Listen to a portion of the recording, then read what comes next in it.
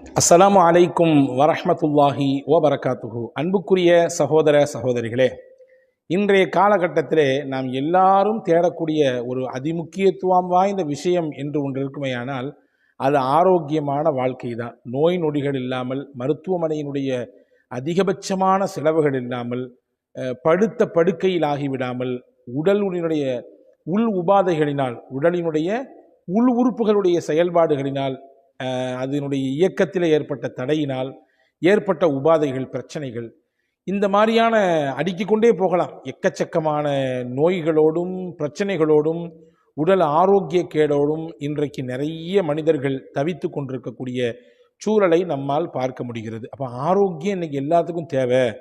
எல்லாரும் துவா செய்ய சொல்கிறார்கள், ஆரோக்கியத்துக்காண்டி துவா செய்யுங்க, இந்தந்த மாதிரி நோய் இருக்குது, இந்த மாதிரி கஷ்டத்தில் இருக்கேன், என் மருத்துவ செலவு இவ்வளோ இருக்குது என்றெல்லாம் நான் சில விஷயங்களை கேள்விப்படுகிறேன். என்ன நான் மட்டுமல்ல, எக்கச்சக்கமான இமாம்களிடத்தில் இப்படியான ஒரு கோரிக்கையோடு துவாக்கள் வருவதை பார்க்க முடிகிறது இல்லையா? இந்த காணொளியிலே நான் ஒரு முக்கியமான துவாவை சொல்லித்தரப்போகிறேன். முகமது ரசூலுல்லாஹி ஸல்லல்லாஹு அலைஹி வஸல்லம் அவர்கள் தினசரி ஓதிய துவா. இந்த துவாவினுடைய பரக்கத்தினாலே நிச்சயமாக அல்லாஹ் நமக்கும் ஆரோக்கியத்தை தருவான்.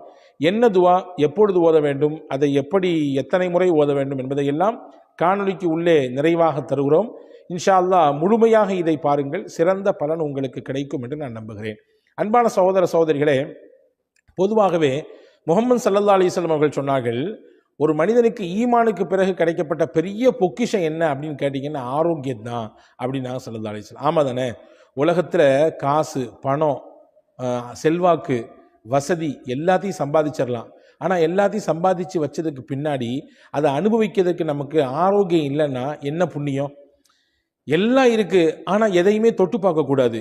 எல்லாம் இருக்குது ஆனால் எதுக்கு பக்கத்துலையும் போகக்கூடாது. எல்லாம் இருக்குது, அதை நீங்கள் மோந்து கூட பார்க்கக்கூடாதுங்க. அப்படின்ற ஒரு நிலையில் நம்முடைய உடல் கண்டிஷன் இருந்துச்சுன்னா எல்லாம் இருந்து என்ன புண்ணியம் இல்லையா? அப்போ அன்பான சகோதரர்களை, நிறைய நபர்களுக்கு ஆரோக்கியத்தை பற்றி உண்டான ஒரு அவேர்னஸே இல்லை. சொல்லப்போனால் அந்த ஆரோக்கியத்தை இழந்ததற்கு பிறகுதான், ஆஹா இப்படி செஞ்சிட்டோமே, இந்த மாதிரிலாம் செய்யக்கூடாதுன்னு சொன்னாங்களே செஞ்சிட்டோமே, இப்போ தவிச்சுக்கிட்டு இருக்கிறோமே அப்படின்ற மாதிரியான ஒரு நிலைப்பாட்டுக்கு வர்றாங்க. இப்ராஹிம் பின் அதுகம் ரதியல்லாஹு அன்ஹு என்று சொல்லக்கூடிய ஒரு சிறந்த இறைநேச பெருமகனார், அவங்க சொன்னாங்க, பொதுவாகவே எப்போ மனுஷனுக்கு அருள் புரியும்னா, எப்போ அல்லாஹ் நம் மீது வழங்கியிருக்கக்கூடிய அந்த அருள் கிருபை ஒருத்தனுக்கு விளங்கும்னா அதனுடைய ஆப்போசிட்டை பார்க்கும்போது தான் புரியும்னாங்க.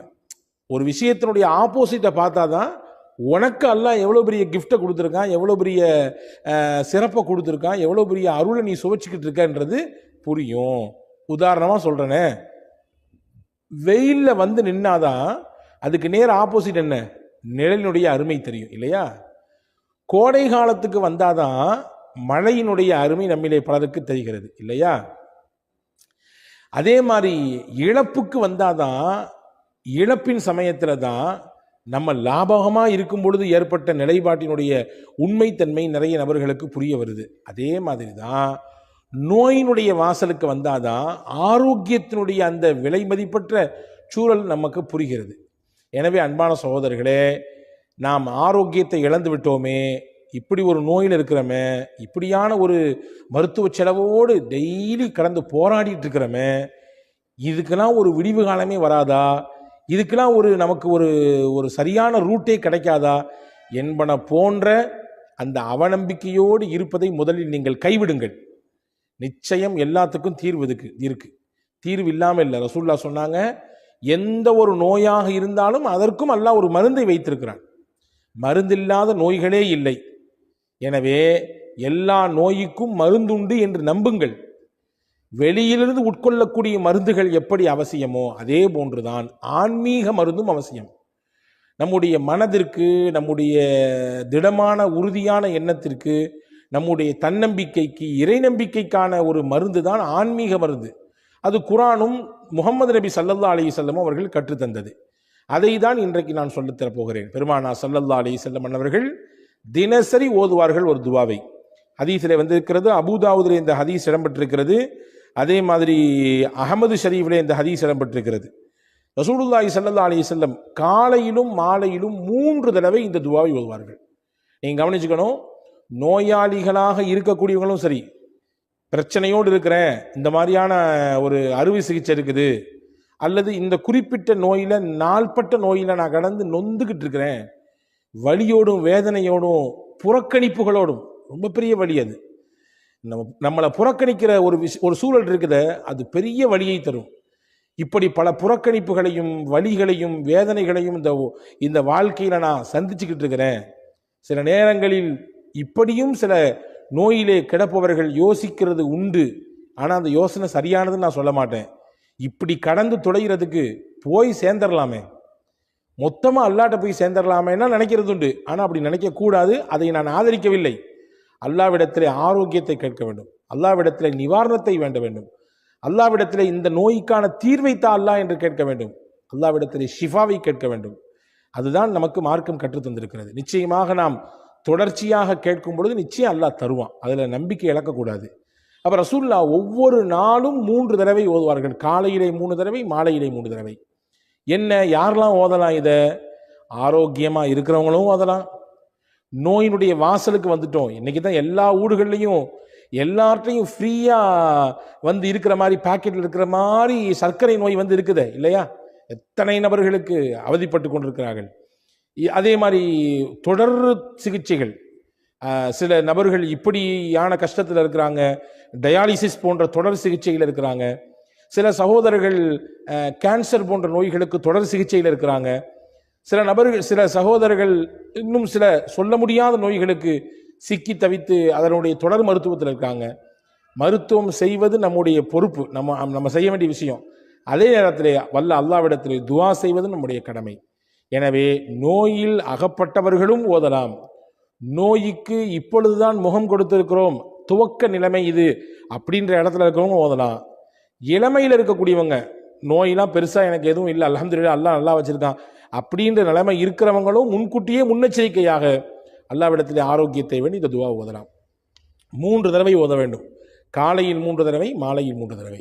ஸல்லல்லாஹு அலைஹி வஸல்லம் ஓதிருக்காங்க. என்ன துவா அது? டிஸ்கிரிப்ஷன்லையும் கொடுக்குறோம், வாய்ப்பு இருந்தால் ஸ்கிரீனிலும் உங்களுக்கு அந்த துவாவை தருகிறோம். அல்லாஹும்ம ஆஃபினி ஃபீ பதனி, அல்லாஹும்ம ஆஃபினி ஃபீ சம்இ, அல்லாஹும்ம ஆஃபினி ஃபீ பஸரி, லா இலாஹ இல்லா அன்த. ரொம்ப அழகான துவா இது. யா அல்லாஹ், என்னுடைய உடலுக்கு நீ ஆரோக்கியத்தை கொடு. யா அல்லாஹ், என்னுடைய செவிப்புலனுக்கு நீ ஆரோக்கியத்தை கொடு. யா அல்லாஹ், என் பார்வை திறனுக்கு நீ ஆரோக்கியத்தை கொடு. உடல் என்று சொல்றாலே எல்லா மொத்த அவயங்களும் உள்ள அடங்கிடும். ஆனால் எக்ஸ்பெஷலி ரொம்ப முக்கியத்துவப்படுத்தி ரசூல் ஸல்லல்லாஹு அலைஹி வஸல்லம் செவியையும் பார்வையையும் என்ன செய்கிறாங்கன்னு சொன்னால் முன்னிலைப்படுத்துகிறாங்க. பொதுவாகவே இந்த ரெண்டும் மனிதனுடைய உறுப்புகளை ரொம்ப முக்கியமான உறுப்பு.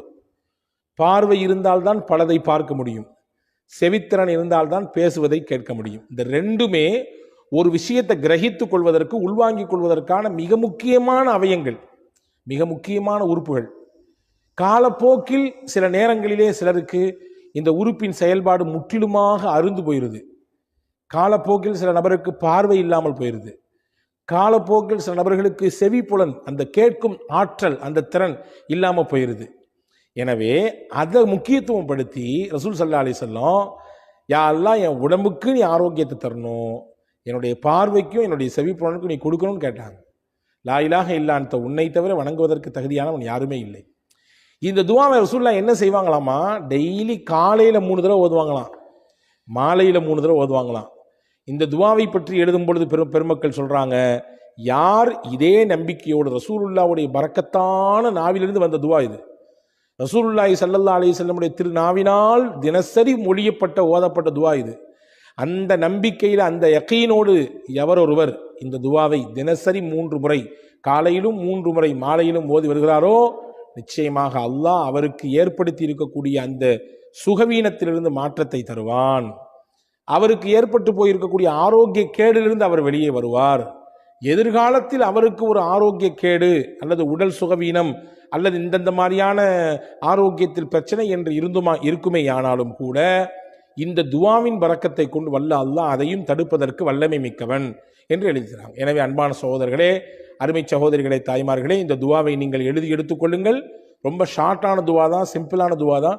மனநமிட்டு கண்டிப்பாக ஓதி வருங்கள். எவ்வளவு பெரிய நோயாக இருந்தாலும், எவ்வளவு நாள்பட்ட வியாதியாக இருந்தாலும், படுக்கையில் கிடக்கக்கூடிய அடுத்தவர்களுடைய உதவியை தேடித்தான் இருக்க வேண்டும் என்ற நிலையில் இருக்கிற நோயாக இருந்தாலும் நிச்சயமாக அல்லாஹ் மாற்றுவதற்கு வல்லமை மிக்கவன். ஒரு விஷயத்தை மட்டும் நீங்கள் ஞாபகத்தில் வச்சுக்கணும். ஐயூப் அலைஹிஸ்ஸலாம் படுத்த படுக்கையாக இருந்தார்கள். படுத்த படுக்கையாக இருந்தாங்க. பல்லாண்டுகள் இருந்தார்கள். அவங்களுடைய உடம்பிலிருந்து அப்படியே புழுக்கள் வெளியாகும். உடம்பெல்லாம் அந்த துர்வாடையினால அக்கம் பக்கத்தில் கூட யாரும் இருக்கிறதுக்கு சகிச்சிக்கலை, அவங்கள வச்சுக்கிறதுக்கு சகிச்சிக்கலை. ஊரை விட்டு வெளியே அனுப்பிட்டாங்க. அவுட்டரில் போய் நீங்கள் இருங்கன்னு சொன்னாங்க. அவ்வளவு நோய். அப்போ நீங்கள் பார்த்துங்க, அதை மாதிரிலாம் நமக்கு எல்லாம் நோய் தரலையே. ஊரை விட்டு ஒதுக்கி வைக்கிற அளவுக்கு, வீட்டை விட்டு வெளியே போங்கடா, உங்கள் கூட நாங்கள் யாருமே குடும்பம் நடத்த மாட்டோம் சொல்லி மனைவிமார்கள்லாம் கூட ஓடிட்டாங்க, ரஹீம் மாமாவை தவிர. சொந்த பந்தம் யாரும் பக்கத்தில் வரல. அந்த மாதிரியான நோயெல்லாம் நமக்கு இல்லையே. அப்படி நோயில இருந்த சமயத்திலும் கூட நம்பிக்கை இழக்காமல், மனம் தளராமல், இந்த வார்த்தை நல்லா கவனிக்கணும், மனம் தளராமல், இறைவனின் மீது இருக்கக்கூடிய நம்பிக்கையை இழக்காமல் போராடினாங்க. வாழ்க்கைன்னா போராடணுங்க. போராடி இருந்தால்தான் நம்மிடத்தில் இருக்கக்கூடிய அந்த எதிர்ப்பு சக்தி அணு இருக்குதுல்ல, அது வீரியம் பெறும். எப்போ ஒருத்தருக்கு போராட்ட குணம் இல்லையோ அவர்கிட்ட இருக்கக்கூடிய அந்த எதிர்ப்பு சக்தி ஆற்றல் இருக்க குறைஞ்சு போயிடும். போராடணும், எல்லாத்தோடும் போராடணும். போராடத்தான் நம்முடைய இரத்தத்தில் இருக்கக்கூடிய அந்த சிகப்பணுக்களுடைய ஆற்றல் பெருகும் இல்லையா? எனவே அன்பான சகோதரர்களே, ஹஜ்ரத் அய்யூப் அலைஹிஸ்ஸலாம் போராடினாங்க. கடைசி வரைய நம்பிக்கை இழக்காமல் இருந்தாங்க, மனம் தளராமல் இருந்தாங்க. அவ்வளவு பெரிய நோய் எந்த மருத்துவத்துக்கும் போல. தண்ணி எடுத்து குடிங்கன்னா இல்ல, அந்த தண்ணி எடுத்து தலையில் ஊற்றிக்கிங்கன்னா முடிஞ்சு போச்சு, எல்லா நோயும் முடிஞ்சு போச்சு. உள்ள தண்ணீரை கொடுத்தாங்க, உள்ள இருந்த எல்லா நோய்க்கும் உள் உறுப்புகள் எல்லாம் கொஞ்சம் அப்படி இப்படி இருந்துச்சு. இந்த தண்ணி போச்சு, எல்லாம் கிளியர் ஆயிடுச்சு. தண்ணி எடுத்து தலையில் ஊற்றுங்கன்னா இல்ல, தலையில் ஊற்றிக்கிட்டாங்க. வெளி உறுப்புகளில் இருந்த எல்லா நோயும் நல்லா போச்சு. அல்லாஹ் நாடினால் தண்ணீரை கொண்டு மொத்த நோயையும் ஒன்றும் இல்லாமல் ஆக்கி விடுவான் என்பதற்கு அய்யூப் அலைஹிஸ்ஸலாம் மிகப்பெரிய சான்று. எனவே நம்பிக்கை இழக்கக்கூடாது, மனம் தளரக்கூடாது. நோயாளிகளுக்கு நம்ம சொல்லிக்கிட்டே இருக்க வேண்டிய விஷயம் தான். ஏன்னா நோய் வாய்ப்பட சமயத்தில் அதுதான் இழந்துருவாங்க, அதுதான் அவங்கள்ட்ட இருந்து போயிடும். ஏன்னா யாருமே கண்டுக்கிறது இல்லையே, யாருமே பார்க்கறது இல்லையே, யாருமே வர்றது இல்லையே, யாருமே நம்ம கூட பேசுறது இல்லையே, நம்ம படுத்து கிடக்கிறோமே, நம்ம பெட்டில் ஆயிட்டோமே. எல்லாரும் நம்ம நல்லா இருக்கும்போது வந்து பேசினாங்க, வந்து கூப்பிட்டாங்க, வந்து பார்த்தாங்க, 4 இடத்துக்கு நம்ம கூட்டு போனாங்க. இப்போ யாருமே வந்து பார்க்கறது இல்லையே, யாருமே நம்ம பேசுறது இல்லையே அப்படின்ற ஒரு எண்ணப்பாடு அவங்க ஒரு குறிப்பிட்ட தடவை அதை திரும்ப யோசித்து தங்களுக்கு தாங்களே தாழ்வு மனப்பான்மை கொள்ளக்கூடிய சூழலுக்கு தள்ளப்படுறாங்க. ஒரு பொழுது இழக்க வேண்டாம். யார் பார்த்தாலும் பார்க்காட்டியும், யார் பேசினாலும் பேசாட்டியும், நான் என்னை படைச்ச ரப்பிட்ட பேசிட்டே இருப்பேன். அவன் என்னையை பார்த்துக்கிட்டே இருக்கான், நிச்சயம் என்னை கைவிட மாட்டான்னு மனம் தளராமல் இருங்கள். இது நான் உங்களுக்கு சொல்வதனுடையாக எனக்குமே சொல்லிக் கொள்கிறேன். நாளைக்கு எனக்கும் ஒரு நோய் என்றால் நானும் இந்த எண்ணத்தோடு தான் இருக்க வேண்டும். மனம் தளராமல் போராட வேண்டும். இந்த துவாவை ஓதுங்கள். நிச்சயம் வல்ல அல்லாஹ் நிச்சயமாக அதிலிருந்து வெளியே வருவதற்கான வாய்ப்பை தருவான். வல்ல அல்லாஹ் உங்களுக்கும் எனக்கும் சிந்திக்கக்கூடிய, அதன்படி தொடர்ந்து செயலாற்றக்கூடிய நல்ல தௌஃபீக்கை, நாயகத்தின் வழியிலே நிலைத்து வாழக்கூடிய நல்ல வாய்ப்பை அல்லாஹ் உங்களுக்கும் எனக்கும் எல்லா மக்களுக்கும் வழங்குவானாக. ஆமீன். வஸ்ஸலாம்.